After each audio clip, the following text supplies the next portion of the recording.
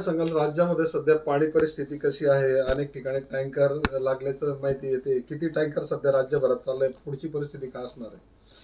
मागच्या वर्षीचा जर विचार केला तर एप्रिल महिन्याच्या पर्यंत जवळपास 1947 टँकर मागच्या वेळेस होते. यावेळेस जवळपास 450च्या आसपास टँकर या ठिकाणी लागलेले आहेत. म्हणजे मागच्या वर्षापेक्षा जवळपास 1500 टँकर आमचे कमी आहे. पण तरीसुद्धा पुढच्या काळामध्ये टंचाई भासेल असं चित्र महाराष्ट्रामध्ये दिसतं. याचं कारण कडक असलेला उन्हाळा आणि त्याचबरोबर पाण्याची जात असलेली पातळी जी खोल जाते आहे, त्याच्यामुळे महाराष्ट्र शासनाच्या मार्फत आमची सगळं यंत्रणा सज्ज आहे आणि त्या टंचाईला सामोरे जाण्याकरता जे कृती आराखडे शासनाकडे मागवले जातात त्या आधारावर आम्ही पुढची तयारी केलेली आहे. भाऊ, एआयच्या माध्यमातून या ठिकाणी नाशकामध्ये बाळासाहेब ठाकरेंचं या ठिकाणी भाषण पार पडलं. या भाषणाच्या माध्यमातून आपल्यावर व भारतीय जनता पार्टीवर टीका करण्यात आलेली आहे. हे बघा, ज्यांनी हिंदुत्व सोडलं त्यांनी आता बाळासाहेबांचे भाषणं दाखवून काय उपयोग नाही आहे. बाळासाहेबांचे भाषणं हे त्यांनीच आता पाहावे की बाळासाहेबांनी त्यावेळेस आपण काय विचार मांडले होते, पक्ष कसा स्थापन केला होता आणि आपण आता काय करतो आहे, तर ते भाषणं त्यांनाच लागू पडतील सुधारण्याकरता. जे बापाचे झाले नाहीत ते जनतेचे काय होणार, असा उद्धव ठाकरेंनी निशाणा साधला या भाषणाच्या माध्यमातून नाशकात. मी आपल्याला पहिलेच बोललो आहे की ज्यांनी विचारधारा सोडली, आपल्या वडिलांचे विचार सोडले, आपल्या पक्षाचे विचार सोडले, त्यांनी आता कोणाला मार्गदर्शन करण्याची गरज नाही. कालच्या भाषणामध्ये जर आपण पाहिलं असेल तर माझ्या शिवसैनिक बांधवांनो, भगिनींनो, इथून त्यांची सुरुवात झाली जी बाळासाहेबांची आणि त्यांच्या आतापर्यंतच्या भाषणामध्ये हिंदू माता भगिनींनो आणि मित्रांनो असं होत होती.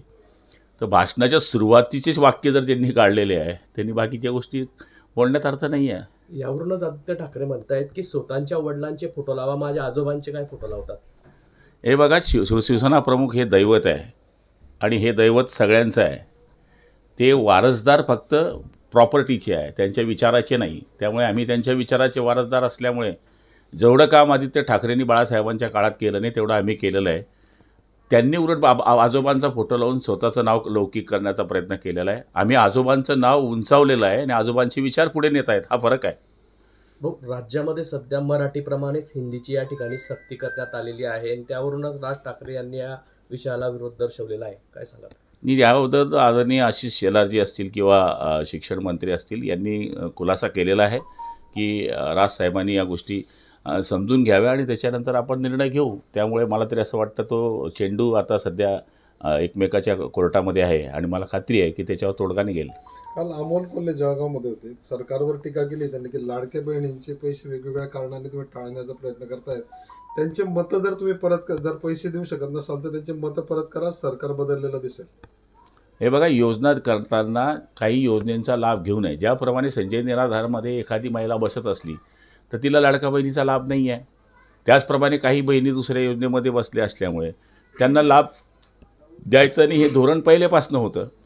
पण तरीसुद्धा सरकारने हे लक्ष ठेवलं, जर त्या योजनेमध्ये त्या महिलेला 12,000 प्रमाणे महिन्याला 1,000 रुपये येत असतील तर 500 रुपये आम्ही देतो आहे. म्हणजे आम्ही लाडक्या बहिणींचे पैसे कट करत नाही आहे. मूळ एकाच व्यक्तीला 2 लाभ मिळू नये हे धोरण होतं, त्या धोरणाप्रमाणे काम करतो आहे. त्यामुळे लाडक्या बहिणींना सोडलं, लाडक्या बहिणींनी यांना उपटलं पद्धतशीर, त्यामुळे त्यांच्या डोळ्यात तेच दिसतं.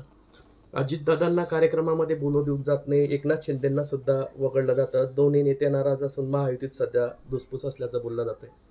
हे बघा, व्यासपीठावर ऐनवेळेस टायमाच्या आधारावर किंवा इतर कार्यक्रमाच्या आधारावर कसं ठरतं हे आपल्या सगळ्यांना माहिती आहे. एका दिवस आता आम्ही छोटे कार्यकर्ते 4 लोकांची भाषणाची नावं असतात, पण वेळ कधी असलं आणि कार्यक्रमाला जर काही वेगळं कारणं करायची असली तर ऐनवेळेस आमचीही नावं आमच्या कार्यक्रमामध्ये होतात. त्यामुळे त्याच्यामध्ये धुसफूस आहे, त्याच्यामध्ये भानगड आहे, हे अर्थ विरोधक लावतात आणि त्यांनी ते लावत राहावे. एक पीएस आहे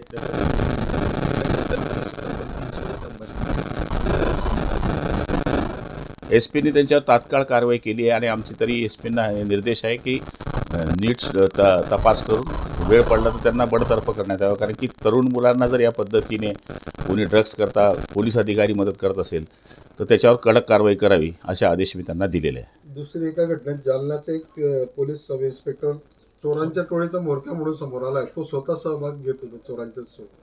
जालन्याचं मला तेवढं माहीत नाही, पण तरीसुद्धा शासनाचा प्रतिनिधी म्हणून असं कारवाई कोणी करत असेल, पोलीस डिपार्टमेंटच कुंपणच शेत खात असेल तर कारवाई झाली पाहिजे.